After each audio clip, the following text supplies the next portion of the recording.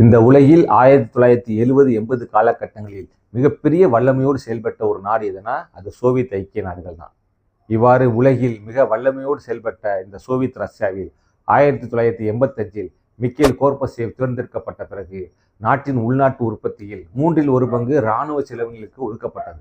அது மட்டும் இல்லாமல் அன்று அமெரிக்க அதிபராக செயல்பட்ட ரீகனுடன் ஏற்படுத்தப்பட்ட விண்வெளி திட்ட போட்டிகளுக்கு அதிக நிதி தேவைப்பட்டதனால் இந்த சோவியத் ரஷ்யாவின் பொருளாதாரத்திற்கான நிதி தேவை மிகப்பெரிய அளவில் ஏற்படுத்தப்பட்டுச்சு. இதனால் உள்நாட்டு தேவைகளுக்கு பணப்பற்றாக்குறை ஏற்படுத்தப்பட்டதால் நாட்டில் உள்நாட்டு குழப்பங்கள் ஏற்படுத்தப்பட்டுச்சு.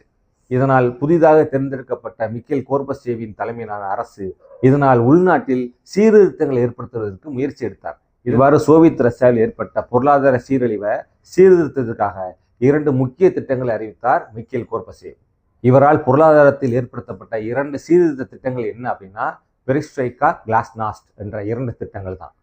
இதுல பெரிஸ்ட்ரைக்கா அப்படின்ற வார்த்தையோட பொருள் என்ன அப்படின்னா மறுகட்டமைப்பு என்று பொருள். இந்த சோவியத் ரஷ்ய நாட்டில் பொருளாதாரத்துல புத்துணர்வு ஊட்டி மறுகட்டமைப்பின் மூலமாக அங்கே வெளிப்படைத்தன்மையை கொண்டு வர்றது தான் இவரோட 2 திட்டங்கள். இவரோட 2வது சீர்திருத்த திட்டம் அப்படின்னா அது கிளாஸ்நாஸ்ட் என்ற வெளிப்படைத்தன்மை தான்.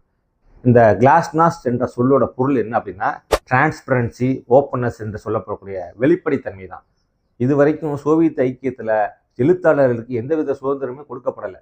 இந்த எழுத்தாளருக்கு அரசையும் அரசாங்கத்தையும் விமர்சிக்கிறதுக்கு உரிமை கொடுத்தது தான் கிளாஸ்நாஸ்ட் என்ற வெளிப்படைத்தன்மை.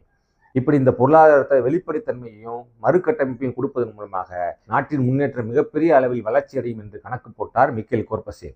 ஆனால் இவரால் அறிமுகப்படுத்தப்பட்ட இந்த பெரிஸ்ட்ரைக்கா மற்றும் கிளாஸ்நாஸ்ட் என்ற வெளிப்படைத்தன்மை மற்றும் மறுகட்டமைப்பு திட்டங்கள் நாட்டின் பொருளாதாரத்தை சீர்திருத்துவதற்கு மாறாக அரசையும் அரசியலமைப்பையும் விமர்சித்து அவருக்கு மிகப்பெரிய நெருக்கடியை கொடுத்தது. இந்த அரசையும் அரசியலமைப்பையும் விமர்சிப்பதன் மூலமாக மிகப்பெரிய நெருக்கடியை சந்தித்தார் மிக்கேல் கோர்பச்சேவ். இப்படி இவரால் அறிமுகப்படுத்தப்பட்ட இந்த 2 திட்டங்களின் மூலமாக இந்த சோவியத் ரஷ்யாவில் இவரால் பொருளாதாரத்தை சீர்திருத்த முடியவில்லை.